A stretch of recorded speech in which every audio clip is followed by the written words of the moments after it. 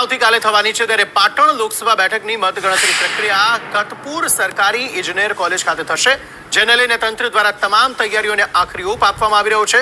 લોકસભા વિસ્તારમાં આવતી તમામ વિધાનસભા બેઠકની અલગ અલગ બિલ્ડિંગમાં મતગણતરી થશે, જેમાં એક વિધાનસભા દીઠ 14 ટેબલ અને 60 ચૂંટણી ફરજ પરના કર્મચારીઓ તૈનાત રહેશે.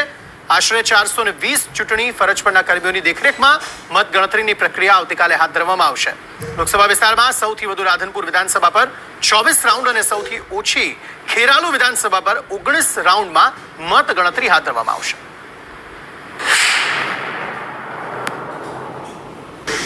પાટણ લોકસભા 2024નું મતદાન પૂર્ણ થયા બાદ બંને જે ઉમેદવારો છે તેઓના ભાવિ સીલ્ડ થયા હતા અને આવતીકાલે મતગણતરી હાથ ધરાશે. મતગણતરી સેન્ટરના દ્રશ્યો બતાવવા માંગીશ કે આવતીકાલે જે રીતે 2024ની લોકસભા બેઠક છે તેની અંદર મતગણતરી હાથ ધરવામાં આવશે અને પાટણ લોકસભા ઉપર બેઠક ઉપર જે રીતે કતપુર એન્જિનિયરિંગ કોલેજ છે ત્યાં આગળ આવતીકાલે મતદાન ગણતરી હાથ ધરવાની છે. એટલે કહી શકાય કે જે રીતે અલગ અલગ 3 જેટલી જે બિલ્ડિંગો છે ત્યાં આગળ અલગ અલગ મતદાન પ્રક્રિયા હાથ ધરવામાં આવશે અને 98 જે ટેબલો છે ત્યાં આગળ 14 અલગ અલગ બેઠકો ઉપર અલગ અલગ રાઉન્ડની અંદર મતગણતરી હાથ ધરવામાં આવશે. એટલે કહી શકાય કે 420 જેટલા કર્મચારીઓ મતદાન મથકો ઉપર ગઈકાલે પોતાની હાજરી બજાવશે અને સૌથી મહત્વની બાબત છે કે તમામ પ્રકારની તૈયારીઓ જે તંત્ર દ્વારા કરવામાં આવી હતી તેને આખરી ઓપ આપી દેવામાં આવ્યો છે. તમામ 3 જે બિલ્ડિંગો છે ત્યાં આગળ સીસીટીવી કેમેરા તેમજ અંદર જે પણ કોઈ પણ જાની પ્રકારની જે તૈયારીઓ છે તે તમામ પ્રકારની તૈયારીઓ હાથ ધરવામાં આવી છે અને પોલીસ બંદોબસ્ત સાથે આવતીકાલે મતગણતરી હાથ ધરાશે. એટલે કહી શકાય કે જે રીતે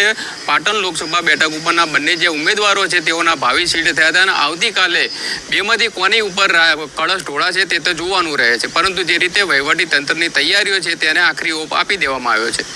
ભરત પ્રજાપતિ, સંદેશ ન્યૂઝ, પાટણ.